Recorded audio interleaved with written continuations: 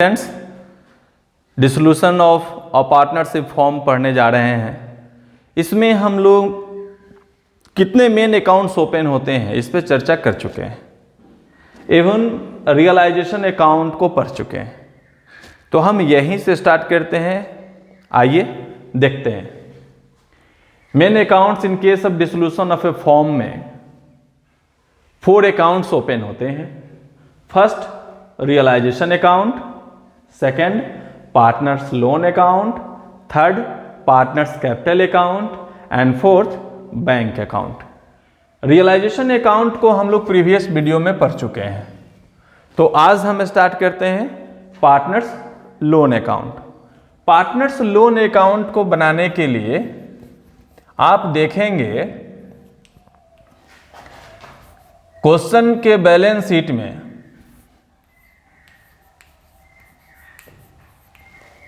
Partner का loan दिया है या नहीं दिया है, पार्टनर्स लोन गिवन और नॉट।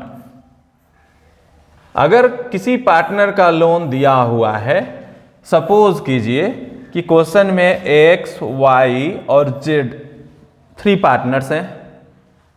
यदि लायबिलिटी साइड में एक्स लोन दिया है या वाई लोन दिया है या जेड लोन दिया है, तो ही हम पार्टनर्स लोन अकाउंट बनाएंगे, अदरवाइज पार्टनर्स लोन अकाउंट नहीं बनाएंगे।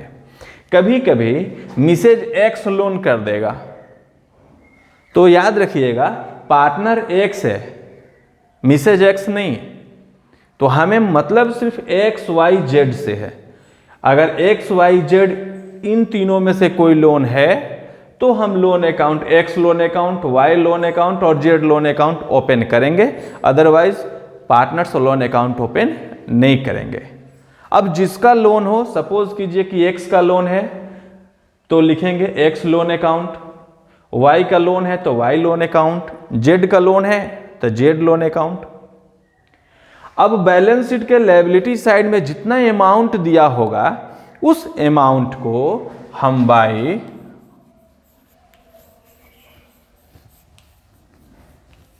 बैलेंस बीडी करके दिखा देंगे। सपोज कीजिए कि 5000 दिया हुआ है,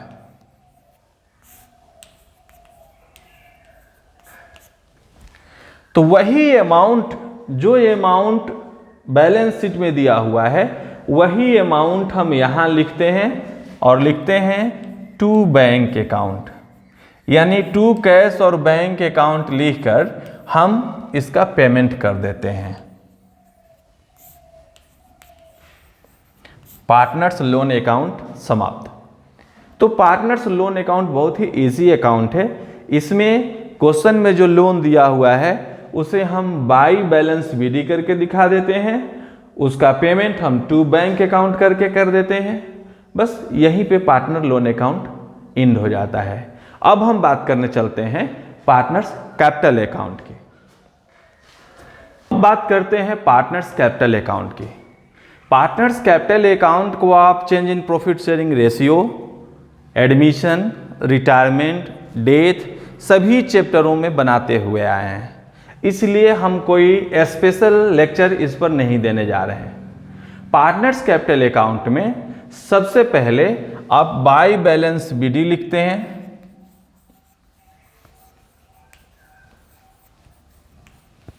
और जो ओपनिंग बैलेंस होता है तीनों पार्टनर का उसे आप यहां दिखा देते हैं। ओपनिंग बैलेंस मेंटेन करने के बाद आप बैलेंस शीट के लायबिलिटी साइड में आते हैं और देखते हैं कि कोई रिजर्व और प्रॉफिट तो नहीं है, कोई फंड तो नहीं है। अगर कोई फंड है, जैसे जनरल रिजर्व हुआ, रिजर्व फंड हुआ, प्रॉफिट एंड लॉस अकाउंट हुआ, एक्युमुलेटेड प्रॉफिट हुआ, अनडिस्ट्रीब्यूटेड प्रॉफिट हुआ, तो जो कुछ भी दिया हुआ है उसे आप यहाँ पर क्रेडिट साइड में मेंटेन करेंगे और उसे प्रॉफिट और लॉस शेयरिंग रेशियो में डिस्ट्रीब्यूट करके दिखा देंगे। सपोज कीजिए कि रिजर्व फंड है,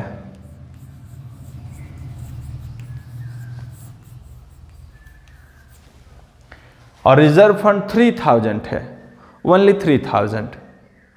x Y Z equally partner हैं, यानी अपनी प्रॉफिट एंड लॉस को इक्वली शेयर करते हैं।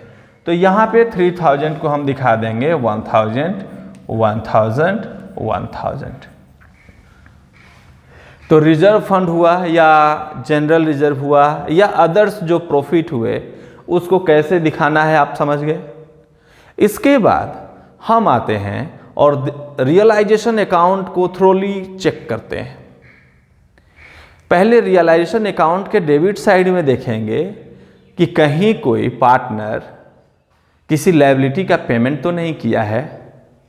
यदि लायबिलिटी का पेमेंट किया है तो हम लिखेंगे बाय रियलाइजेशन अकाउंट।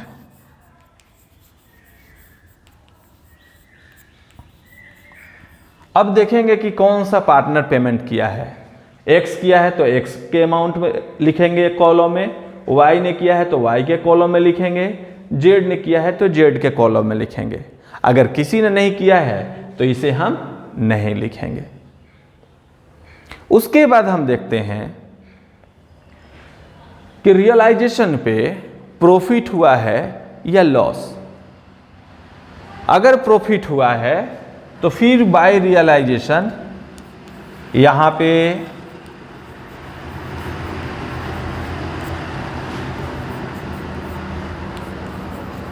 प्रॉफिट हम कर देते हैं, आप समझ में आएगा कि क्यों लिखा गया है। अब उस प्रॉफिट को प्रॉफिट शेयरिंग रेशियो में डिस्ट्रीब्यूट करके आप यहां दिखा देंगे। ओके, तो इस तरीके से हम क्रेडिट साइड में बैलेंस विदी ओपनिंग बैलेंस ऑफ कैपिटल के लिए, रिजर्व फंड जो लायबिलिटी साइड में रिजर्व दिया है उसके लिए, realisation if any partner paid off the liabilities amount उसके लिए है, और रियलाइजेशन अकाउंट प्रॉफिट के लिए हो गया। इंटरेस्ट ऑन कैपिटल यदि गिवन है तो इंटरेस्ट ऑन कैपिटल को लिखेंगे। यदि किसी पार्टनर को कोई सैलरी, कमीशन, बोनस मिलता है तो भी उसको यहां लिखेंगे, क्रेडिट साइड में लिखेंगे। अब बारी है डेबिट साइड की। तो जब हम डेबिट साइड में आते हैं तो देखते हैं कि कोई ड्राइंग तो नहीं है। अगर ड्राइंग है तो जिस पार्टनर का ड्राइंग है उसके कॉलम में दिखा देंगे। इंटरेस्ट और ड्राइंग हो, इंटरेस्ट ऑन ड्राइंग हो तो वो भी जिस पार्टनर का ड्राइंग होगा उसी के कॉलम में इंटरेस्ट ऑन ड्राइंग को दिखाएंगे। उसके बाद हम बैलेंस शीट के असेट साइड में आके देखेंगे कोई फिक्सिशियस असेट्स तो नहीं गिवन है, यानी profit and loss asset side में तो नहीं दिया है, एडवर्टीजमेंट सस्पेंस अकाउंट तो नहीं दिया है, कोई आर्टिफिशियल असेट्स तो नहीं दिया है। अगर दिया है तो उसे हम डेबिट साइड में मेंटेन करते हैं और उसे प्रॉफिट शेयरिंग रेशियो में डिस्ट्रीब्यूट कर देते हैं। उसके बाद हम आते हैं फिर रियलाइजेशन अकाउंट में। रियलाइजेशन अकाउंट के क्रेडिट साइड में हम चेक करते हैं कि किसी पार्टनर ने कोई असेट्स तो नहीं परचेज कर लिया, किसी असेट्स को टेक ओवर तो नहीं कर लिया। अगर टेक ओवर किया है तो हम लिखेंगे टू रियलाइजेशन।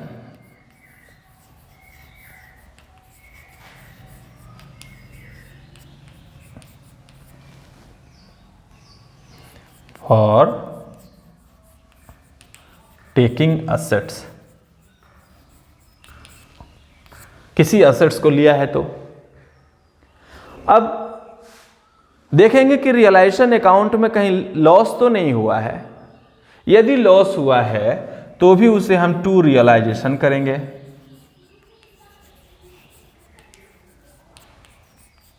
और उस लॉस को प्रॉफिट शेयरिंग रेशियो में डिस्ट्रीब्यूट करके हम यहां दिखा देंगे। इतना करने के बाद हम क्रेडिट साइड को ऐड कर लेते हैं।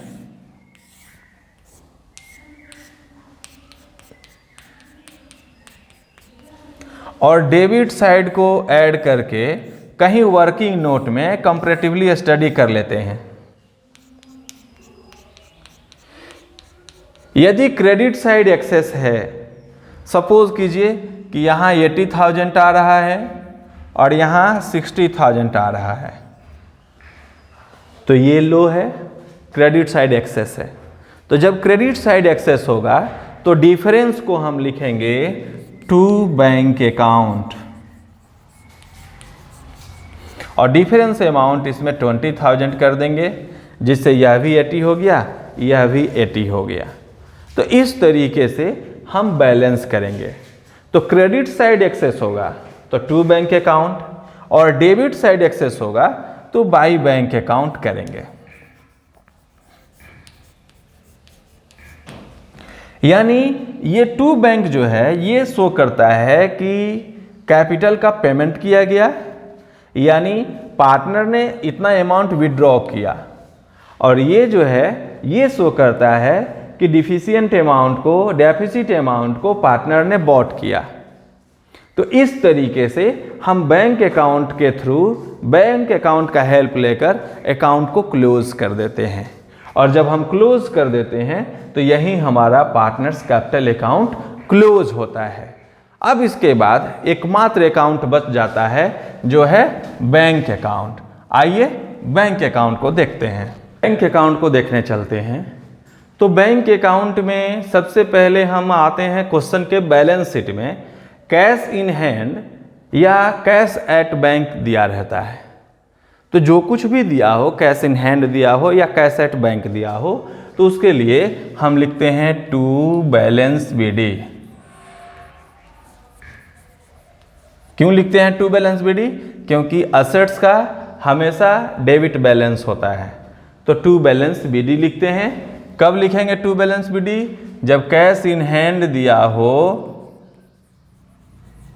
या कैश एट बैंक हो।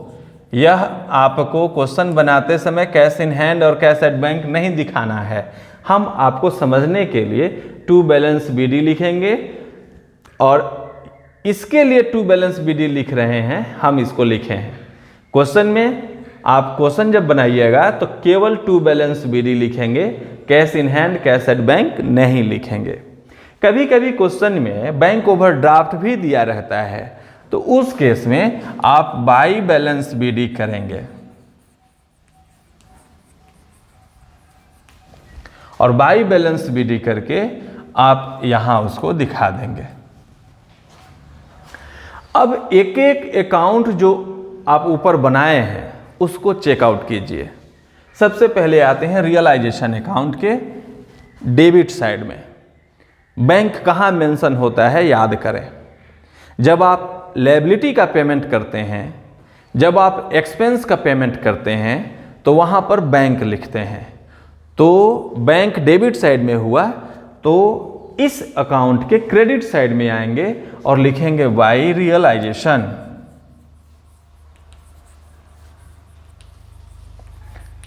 आपने यह किसके लिए लिखा? लायबिलिटी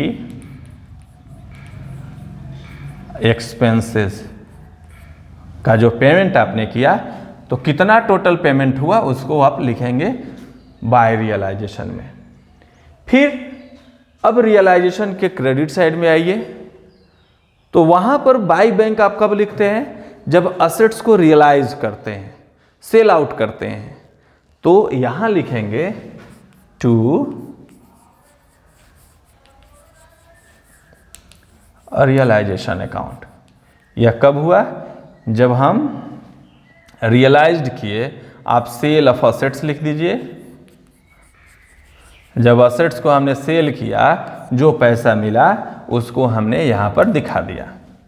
रियलाइजेशन अकाउंट में कैश और बैंक इतना ही आता है, यानी लायबिलिटी के पेमेंट करने के लिए और असेट्स से जो रियलाइज्ड होता है। अगर कोई अदर आइटम है, जैसे अनरिकॉर्डेड असेट्स रियलाइज हुआ है, तो जनरली वो बैंक में ही आता है। अगर आपने सेपरेट उसको दिखाया है तो यही उसको ऐड करके दिखा देंगे। अब रियलाइजेशन के बाद हम आते हैं पार्टनर्स लोन अकाउंट में। पार्टनर्स लोन अकाउंट में आप बैंक का यूज कब करते हैं? जब पार्टनर्स के लोन का पेमेंट करते हैं, और पेमेंट करते समय आप डेबिट साइड में लिखते हैं टू बैंक अकाउंट। तो जब डेबिट साइड में बैंक अकाउंट आता है तो बैंक अकाउंट के वो क्रेडिट साइड में आएगा, और क्रेडिट साइड में क्या लिखेंगे? Partner loan account. अगर एक्स लोन था तो एक्स लोन अकाउंट, और जितना आपने पे किया है उसको यहां पर दिखा देंगे। पार्टनर्स लोन अकाउंट के बाद हम आते हैं पार्टनर्स कैपिटल अकाउंट पे। पार्टनर्स कैपिटल अकाउंट में देखेंगे एक्स वाई जेड या ए बी सी कोई पार्टनर हो तो एक एक पार्टनर को वॉच कीजिए किस साइड में बैंक है।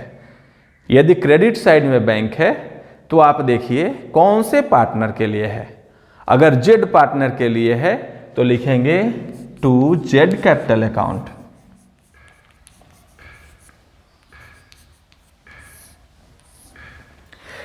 X Y generally debit side में ही बैंक बैलेंस होता है, क्योंकि हम पार्टनर को पेमेंट करते हैं तो जनरली बैंक डेबिट साइड में ही आता है। लेकिन कभी कभी कोई पार्टनर ज़्यादा एक्सेस विड्रॉ किया रहता है तो वो अपना डेफिसिट अमाउंट लाता है, जिसके कारण वो क्रेडिट साइड में बैंक में आता है। तो जो क्रेडिट साइड में बैंक होगा तो हम टू पार्टनर कैपिटल अकाउंट लिखेंगे। If bank in credit side of capital account, short में हमने एक नोटिस दे दिया आपको, इससे समझ में आ जाएगा कि अगर क्रेडिट साइड में कैपिटल अकाउंट के बैंक है तो जिस पार्टनर के अमाउंट में है उस पार्टनर को यहां पर डेबिट में मेंटेन करेंगे। अब जितने पार्टनर कैपिटल के डेबिट साइड में बैंक है उसको हम क्रेडिट साइड में लिखेंगे एक्स कैपिटल अकाउंट, और वाई कैपिटल अकाउंट। जो बैंक आपने पेमेंट किया है उसको यहां लिख दीजिए। लिखने के बाद आप दोनों साइड को ऐड कीजिए, दोनों साइड का ऐड निकालेंगे। इसमें आप पाएंगे कि दोनों साइड का जो एडिशन है वो इक्वल है, यानी डेबिट साइड और क्रेडिट साइड दोनों एक दूसरे से टैली कर जाते हैं। यदि बैंक अकाउंट के बोथ साइड टैली कर गए तो ये इंडिकेट करता है कि आपके जितने भी अकाउंटिंग ट्रीटमेंट्स हैं, यानी आपने realisation account, partners loan account, partners capital account, bank account, जितने भी अकाउंट आप प्रिपेयर किए हैं वो करेक्ट हैं। अगर ये दोनों टैली नहीं करता है तो कहीं ना कहीं कुछ आपने मिस किया है। तो ये एक ऐसा क्वेश्चन चैप्टर है जो आप एग्जाम में क्वेश्चन सॉल्व करते समय ही आप एश्योर हो जाते हैं कि मेरा आंसर सही है या गलत है। तो इस तरीके से ये हम बैंक अकाउंट बनाते हैं। अकाउंट यहाँ पे चारों अकाउंट क्लियर हुआ। कल से हम कुछ क्वेश्चन पे वर्क करेंगे और आपको बताएंगे कि क्वेश्चन में इसको किस तरीके से अप्लाई करते हैं। तब तक आप हमसे जुड़े रहिए, इस वीडियो को देखिए और नेक्स्ट वीडियो का वेट कीजिए। Thank you, best of luck.